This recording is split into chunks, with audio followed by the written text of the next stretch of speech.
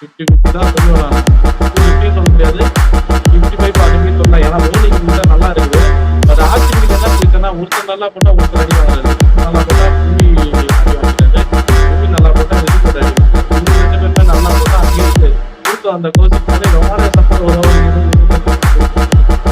அவங்களுக்கு பிரச்சனை தான் இருக்குது.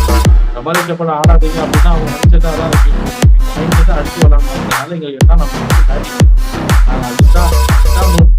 என்ன சொல்லுவாங்க கஷ்டா மொட்டை அந்த வந்து அந்த மாதிரி தான் அவங்க மைண்ட் செட் இருக்கு. பெப்பர் ஆஃபர் வச்சு அவன் ஜேக்கப் கப்பி கூட விளையாடுறான். வந்து அவன் பெட்டர் யூஸ் பண்ணவே என்ன தெரியல. ஆப்ஷன் யூஸ் பண்ணலாம். அவரும் 2 ஓவர் பண்ண